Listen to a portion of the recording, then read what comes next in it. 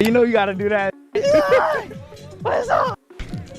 Got your Wi-Fi on, man. Got your Wi-Fi on. Oh, we go twin. Yo, come on, you know how we come from. I ain't even playing And they got me mic'd up. Though. Hey, we ain't even playing that. Come on, man. Y'all know what time it is. Connection, man. Yeah. Hey, get out of today. I know it's love. I like it. Give me a hand, though. I like that. Yo. I feel that. Hey, but this those I'm mic'd up now. It's gonna get a little personal. It's personal. You know what it is. What happens when 2 throwaway picks buried on draft boards, ignored by scouts, and dismissed as camp bodies step onto an NFL field and make the league look foolish? Shedeur Sanders, Jimmy Horn Jr. One's a 4th-string quarterback fighting the weight of a famous last name. The other's a 6th-round wideout nobody expected to make the roster.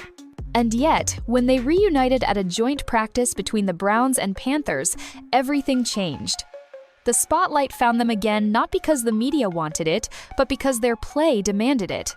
Shedeur didn't throw a single touchdown that day. And he didn't need to. Jimmy? He made defenders look like traffic cones. But here's the part that's got NFL insiders whispering. If these two are already thriving, why were they overlooked in the first place? And what they did on that field might force the league to admit it got everything wrong. On the game itself, we got game Friday night coming up. We'll rest some starters, some players will play. Obviously holding out some guys due to injury, as you know, and then we'll play Shedeur at quarterback. We just signed Snoop Huntley, as you guys saw. We'll get Snoop back up to speed quickly. He's been in a couple different offenses since we last saw him, so he's doing a great job of working at it. But it's a great opportunity for all of our young players in that football game. Shedeur Sanders was never supposed to be here. Not in Cleveland, not as QB4, and definitely not running with the backups at a joint practice. And Jimmy Horn Jr.? He was written off the moment the Panthers took him in the 6th round, a draft slot that usually screams special teams or practice squad. But fate had other plans. When the Browns and Panthers met under the Carolina sun, something unexpected happened. 2 underdogs, once college teammates, now NFL opponents locked in again, not for a highlight reel, not for nostalgia, for something bigger. There were no handshakes, no jersey swaps, just a quiet fire. A message sent with every route, every throw, every snap. You were wrong about us. While fans and analysts focused on top picks and camp battles, Shedeur and Jimmy were rewriting the narrative in real time. It wasn't about revenge, it was about proving worth. And that practice field, it became their stage. But the crazy part? Shedeur didn't even need to light up the stat sheet to dominate. And that's where things get interesting. On the game itself, we got game Friday night coming up. We'll rest some starters, some players will play.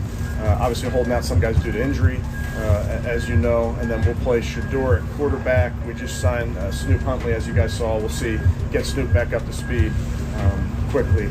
He's been in a couple different offenses since we last saw him, so he's doing a great job of working at it. But it's a great opportunity for all of our young players in that football. No touchdowns, no interceptions, just 4 completions on 7 throws. On paper, it was the kind of performance that slips through the cracks, unnoticed by casual fans and easily ignored by the media machine. But for anyone actually watching that joint practice, Shedeur Sanders didn't just show up, he took over. There was no flash, no forced deep shots, just pure control. Every snap, every read, every step in the pocket felt deliberate. He wasn't trying to impress.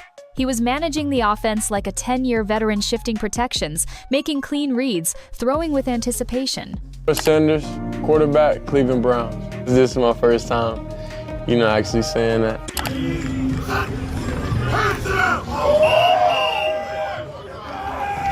It wasn't highlight-worthy, but it was NFL-ready. While reporters were chasing clickbait around who tossed the most touchdowns or who made the flashiest play, Shedeur was playing chess. Quietly, efficiently, confidently.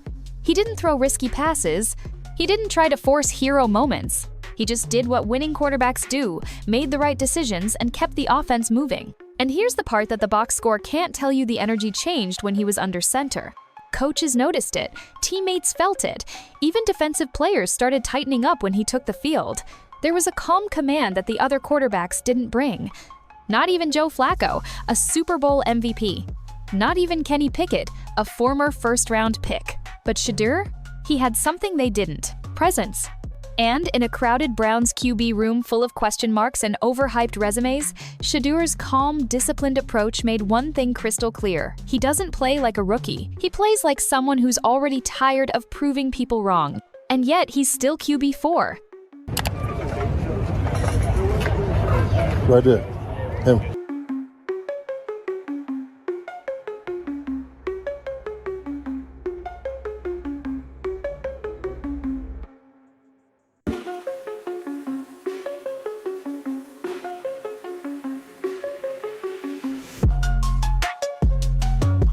Which begs the question, what exactly are the Browns waiting for? Take a look at Cleveland's quarterback room, and you'll see a mix of names with experience, hype, and confusion. Joe Flacco, the veteran. Kenny Pickett, the comeback project. Dylan Gabriel, the draft pick with potential. And somewhere in the shadows, Shedeur Sanders playing like the most reliable quarterback in camp, yet buried at QB4. Flacco went 8 for 13 in the same practice. Decent. Safe. But unspectacular. Pickett returned from a hamstring injury and tossed 2 touchdowns. Sure, but he'd missed nearly 2 weeks of reps and still looked rusty. Dylan Gabriel, who was drafted ahead of Shedeur, connected for a touchdown too, but continues to struggle with the playbook and pocket presence. And Huntley? He just arrived. He barely knows the offense. Now compare that to Shedeur.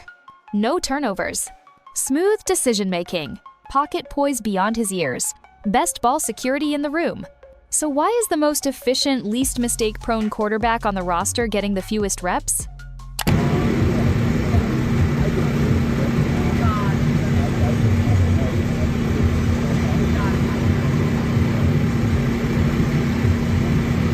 This isn't about experience. It's not about raw talent. It's about control over the narrative, the spotlight, and the headlines.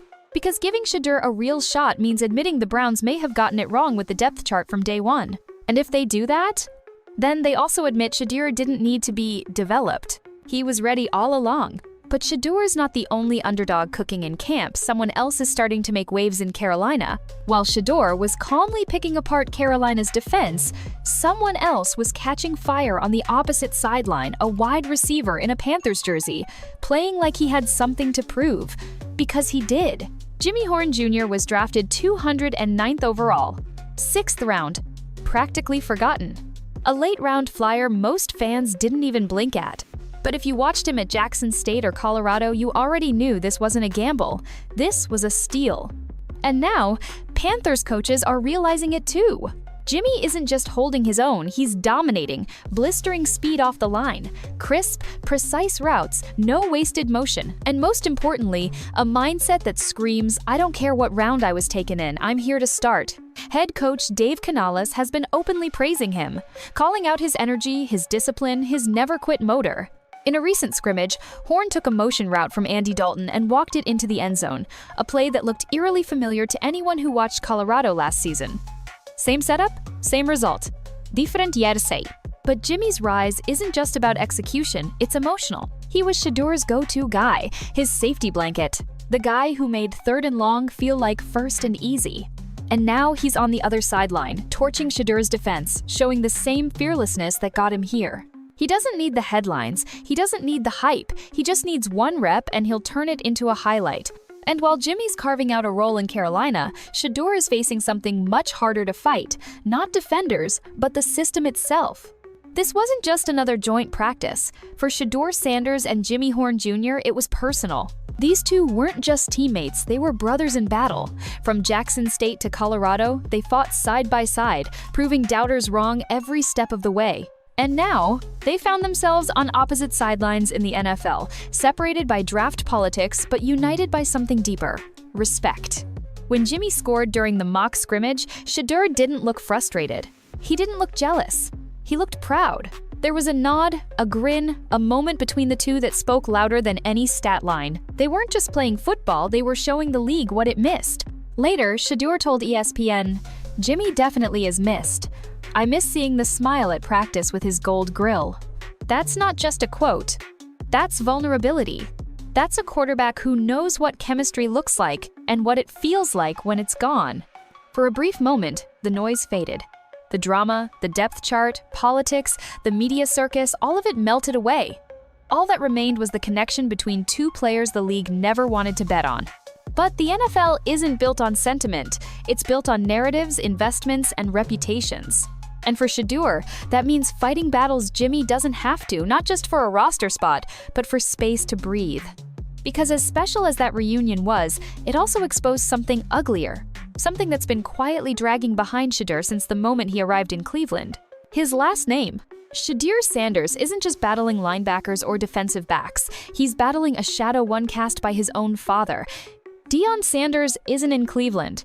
He's not attending practices. He's not giving sideline pep talks. But his presence?